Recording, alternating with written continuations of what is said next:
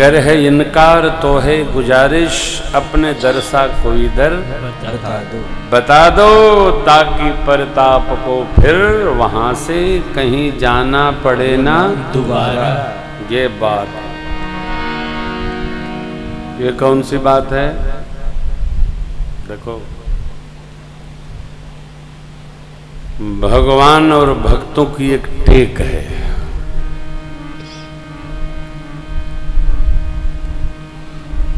भगवान की कारुणिक कृपा जीवन में हो,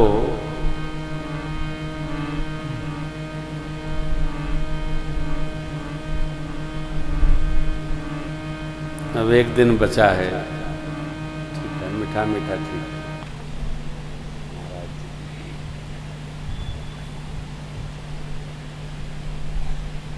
ताकि जाना पड़े ना दोबारा।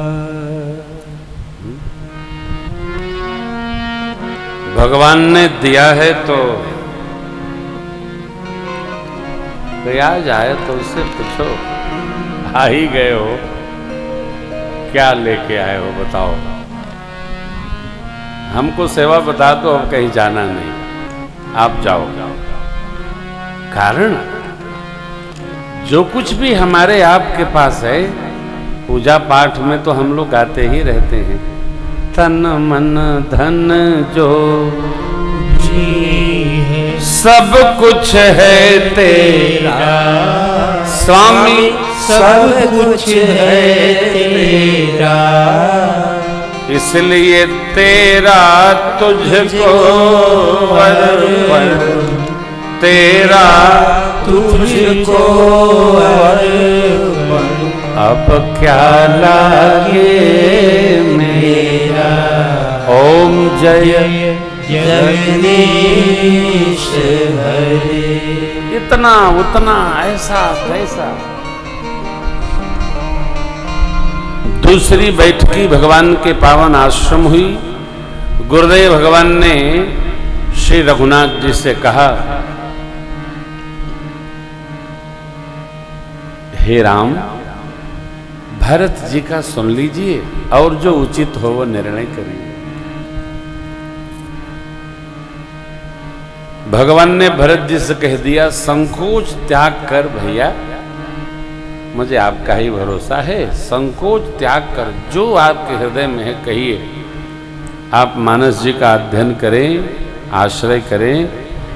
भरत जी भगवान से कुछ कह ही नहीं पाए। कहेंगे क्या? गुरुदेव भगवान ने कहा, राखे राम रजाए रुख हम सब कर हित। ठीक यही भरत जी कहते, प्रभु संकोच न हो सरकार को, जो आपको सबके लिए उत्तम जान पड़े सरकार, उसकी आज्ञा हो। भगवान कहते हैं, भैया संकोच रहित होकर जो आप सोचते हो वह सुनाओ। अरे इतने में जनक जी के दूतों का आगमन हुआ। 4-5 दिन और रुकने का अवसर मिल गया। ये सामान्य सा व्यवहार है। आप कहीं जा रहे हो और कोई विशेष व्यक्ति आ जाए तो घंटा आध घंटा, जहाज ना हो तो घंटा आध घंटा उनका सम्मान करके और आज्ञा लेकर जाना चाहिए।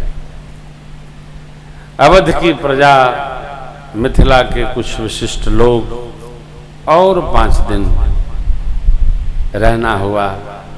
सब एक दूसरे से मिले। मेरी माँ माता से मिलती हैं, समदिन सब दिन से भेंट हुई। गुरुदेव भगवान मिथिलेश से मिले। आश्रम पर एक मधुर वातावरण बना।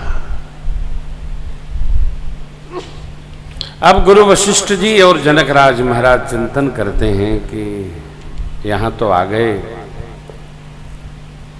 जब तीसरी बैठकी रखी गई, राम जी से कैसे क्या कहा जाए अवध चलने के लिए।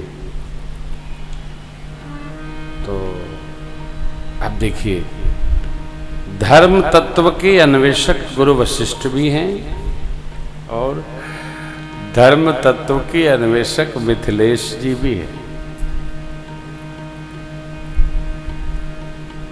सत्य की परिभाषा अपरिवर्तनीय है। वो जो भीलवाड़ा में है वही कोलकाता में भी होगी, वही नागपुर में भी होगी। सत्य की परिभाषा कहीं परिवर्तनशील नहीं होती। जिधर से देखिएगा वो सत्य ही दिखाई पड़ेगा और जो दिखेगा वो सत्य ही होगा।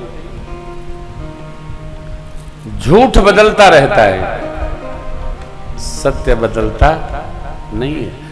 और झूठ के आश्रय में चल करके सत्य पथ का पालन नहीं हो सकता, सत्य पथ का आश्रय नहीं लिया जा सकता। झूठ आज नहीं कल प्रत्यक्ष प्रकट होगा ही, चाहे जो हो।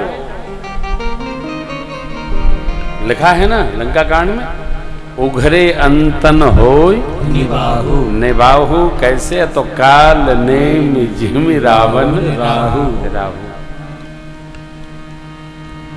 सत्य प्रतिबिंब नहीं है, झूठ प्रतिबिंब, भास मात्र।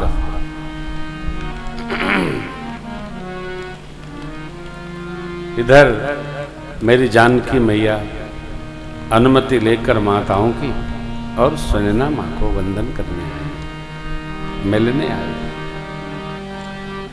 गुरुदेव भगवान वशिष्ठ जी मिथिलापति आपस में कुछ मंत्रणा कर रहे थे। सेवक ने आकर कहा, महाराज बिटिया रानी अपने क्षेत्र कुटिया में पधारी हैं, मां ने स्मरण किया है। प्रेम की पाहुनी मां सियाजी आई हैं, ऐसा जानकर गुरुदेव को प्रणाम करते हुए सानुमति मिथिलापति अपनी कुटिया की ओर पधारे।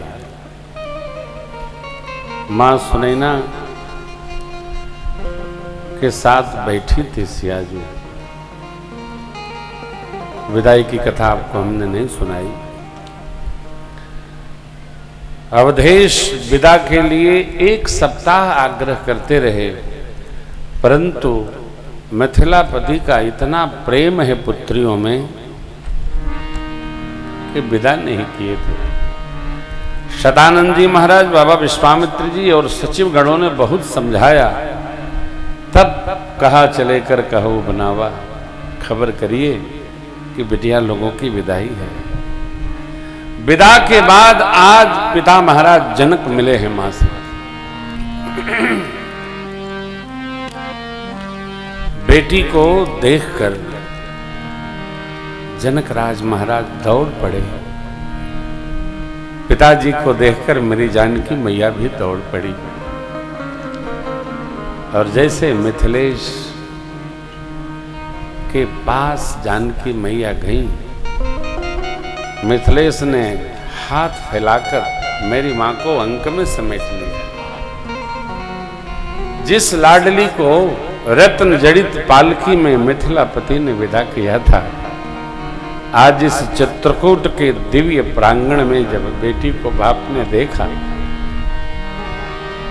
तो पिता के मुंह से ये पंक्तियां फूट पड़ी। पुत्रे पवित्र किए कुल दो, पुत्रे पवित्र किए कुल दो, सुजस धवल जग कह सबको, सुजस धवल जग कह सबको, गंग यवनी हर तीन बड़े,